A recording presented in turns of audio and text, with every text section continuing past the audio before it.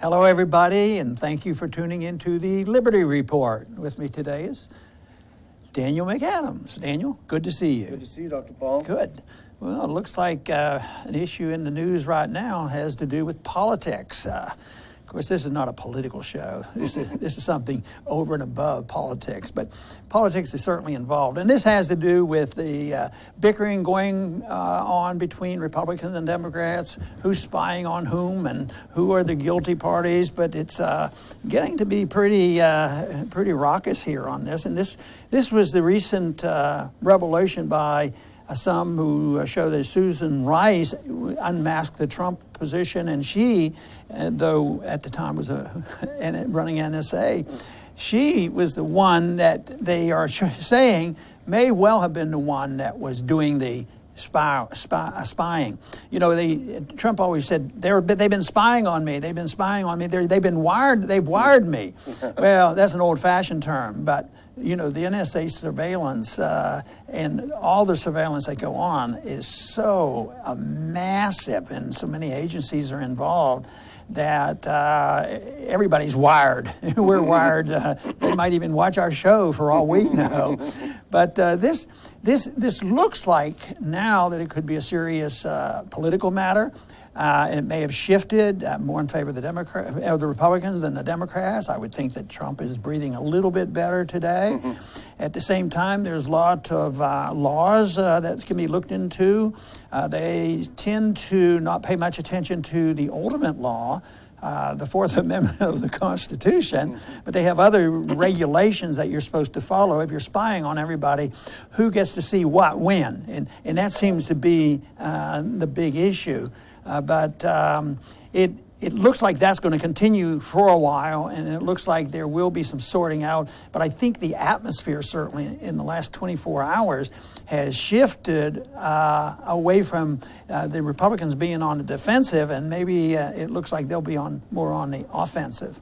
Yeah, and it's certainly there's so many threads to pull from this, and there's so many important angles, I think, and a lot of it goes back, of course, to Patriot Act and to the FISA amendments of 2008, specifically the 702, which we've talked about before, which allows the NSA to listen in when an American is talking to a non-American overseas, but they mask the identity of the American to protect his identity, and is very highly classified.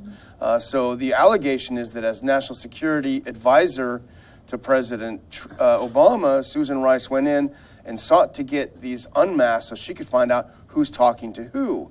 And the allegation further says that these Trump team people, when they were talking to others, who we don't even know that they were overseas, maybe they weren't, but this was not a counterintelligence type of operation. So they weren't talking to Russians about doing spy things, you know, it was something else. These are the allegations. Once they unmasked the names, apparently according to the reporting, these names were shared throughout Obama's NSC staff, the Department of Defense, Clapper, the National Director of National Intelligence, and John Brennan, the CIA Director. So they all had all of these goodies, and then what happened next with it?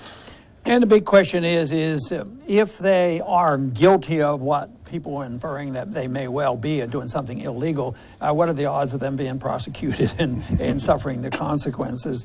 And that's another question, because there was a lot of talk about Hillary having broken the laws, mm-hmm. and with her foundation, when she was in office and passing out favors. But I don't hear too much of that. So this is very much political, but it also reveals how devastatingly dangerous the surveillance state is, something that I've talked about for a few years, because I just don't think the government should be spying on us.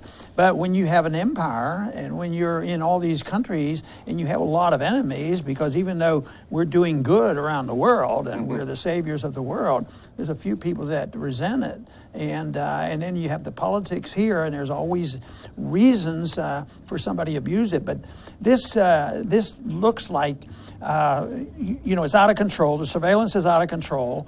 The rules haven't really sufficed, because if somebody is in the know and they want to use it politically, they do.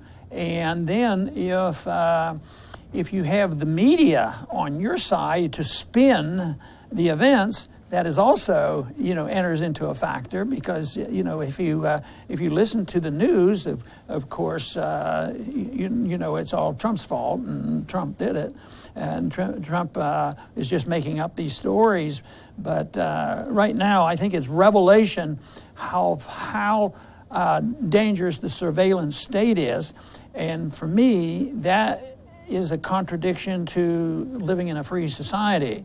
And this is not brand new. I think my first concern was actually in the 70s when they started, with the Bank Secrecy Act. And, they're going to keep our bank account secret. No, they're going to make sure the government knows everything you do. So that's been, 40 years ago. It's steadily expanded on that. And there's more power, and especially expansion after 9/11 with the Patriot Act and the FISA courts, and there's always the discussion of a threat, and then say, well, we'll write a rule to contain, abuse. But it seems like those rules are written to be broken. Yeah, and the other thing is the whole issue of reform. As you pointed out many times, the whole FISA Act was in response to what was uncovered in the Church Committee hearings about the abuses of the CIA. So it was supposed to rein in the CIA, and what it did is it actually enabled them to spy on us easier. Yeah, and they're always worrying about the wars going on, and that is a concern. But I don't like the war of our own government against our people, because I don't fear another government taking over the United States. The odds of that happening under today's circumstances pretty remote, and then destroying our liberties. And most Americans agree with what I'm saying. They say, your greatest threat of losing your liberties will be from our own government because of the regulations that they have and the spying on what we do and the politicization of what's going on, the special interest. And that's where we lose our liberties. And I think that we're in a war against those who believe that we have to have this. But it's gotten a lot worse because people get very, very frightened, and they think many people are convinced that you have to sacrifice liberty to be safe. And once you accept that, how much sacrifice are you going to give, and how safe do you have to be? If it's perfect safety, you have perfect destruction of liberty.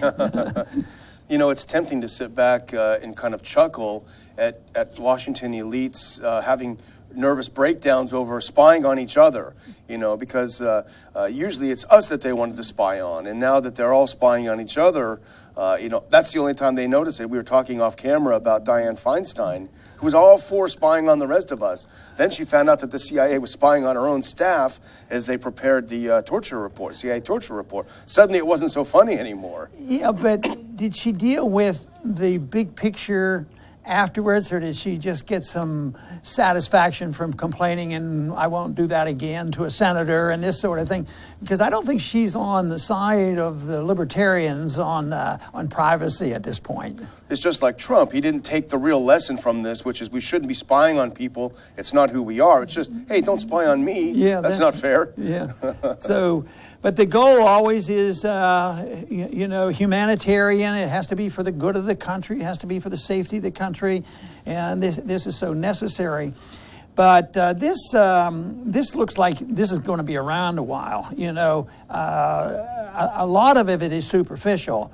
But today I got to thinking, this is going to be with us for a while. And then what are they going to do about it? There has been a suggestion that she be called before the Senate and testify under oath of how she did this and what she did and who was involved. And other people have suggested, well, we need a commission, an independent commission. Well, if I had to pick between the two, I would say the House and the Senate ought to do their investigations a long time before they get a so-called independent commission. Yeah. Because in my own experience, in my lifetime as well as in history, commissions aren't generally the way you get to the bottom of it. I've argued that we'll get to the bottom and the truth of all this much faster. We talked and gave some credibility to Ed Snowden and Julian Assange. Maybe they would reveal exactly what's going on. more whistleblowers. And right. The commission is always the lowest common denominator, too. It's the least controversial figure. But, you know, the other aspect of this that we haven't touched on yet, and again, this is speculation, but the whole idea of the Russia-Trump connection, the Putin-Trump connection, this whole business of them being tied up with the Russians may well be a cover-up for what they actually did themselves, which is spying on the Trump campaign. You know, so there's that element to it. I could see, and we both read Matt Taibbi's article today about how this is, and Matt Taibbi is no friend of Putin. I mean, he's been a very strong critic of Putin, and he's saying this thing has gotten out of hand. This hysteria is so bad that if you question the hysteria, you're part of the plot. But maybe the hysteria is what they want, because like you mentioned or indicate, that if we concentrate on the hysteria of the two factions on Trump versus Putin and this sort of thing, or how did they collude, then they're missing the whole thing. Where did this information come from, and was there some real shenanigans going on? And right now, it's looking like there was some shenanigans going on because they're talking about evidence now of having big spreadsheets and looking at massive number of names. It's just, you know, searching and searching and searching. But there's also been some reports, which may well be preliminary, that they have found nobody in the Trump organization. They found names who had conversations, but they can't find anything. They say, hey, they were talking about doing illegal things. Yeah. That hasn't been revealed yet, but I imagine they have a long way to go before you can really say that. And the other interesting thing is the reaction of the mainstream media to this. It's really ignore it. It didn't happen. I was looking at Don Lemon on CNN, who definitely carries water for one side. Tell me if you think this sounds like a legitimate news organization. We're not going to insult your intelligence by pretending the story is legitimate. But isn't there a job to sort of dig into it and see if there's anything there and maybe prove it illegitimate? I mean, so we're not going to even bring you the story. Don't worry, we're not going to bother you with it. Maybe there's a possibility that they have a political bias. Could that be possible? But what do we do when we get into these debates on just whom we're going to believe? You know, you get into, well, which TV station are you going to turn into? But the propaganda is out there. You know, which station can we tune into and hear the constitutional arguments and the practical arguments of this spying is unnecessary. It's used for nefarious reasons more so than anything else, and not for protecting our liberties. You know, I frequently will say, you know, the government is supposed to be open. They're not supposed to have their secrets, and they're supposed to be protecting our privacy. But in all this mess, and this reveals, why do they know so much about everybody? You know, and the statement that has been put out, it might have been Assange that said they have records on everybody. So nobody can assume that they are on a conversation or on their internet, that it's somewhere that isn't being recorded. Yeah, indeed. But I think Senator Paul had it right, and you sort of alluded to it without mentioning the name. But he did say that Susan Rice should be called to testify before the Senate, the House of the Senate, under oath, and let's get some of the questions answered rather than all the speculation. Yeah, I think that would be a good starter. And remember, if she has nothing to hide, why not? Nothing to fear, yeah. Nothing to hide. Just come on and tell us exactly what was going on. So how would you summarize this little deal that's going on right now, and where is it going to go? Well, it's inevitable when you have a surveillance state that the revolution will eat its young. You know, they will start surveilling each other, and we all lose our liberties. There you go. And I just once again want to emphasize the fact that the government is out of control. The government does more to destroy our privacy and our liberties, and it's our own government that's at fault.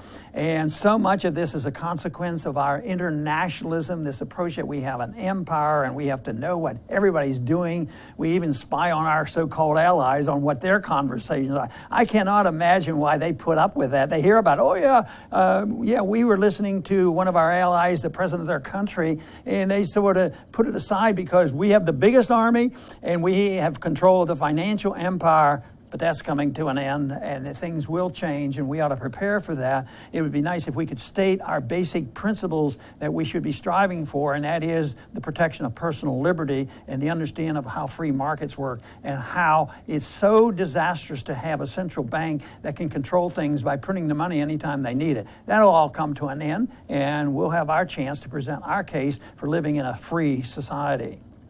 I want to thank everybody for tuning in today to the Liberty Report. Please come back soon.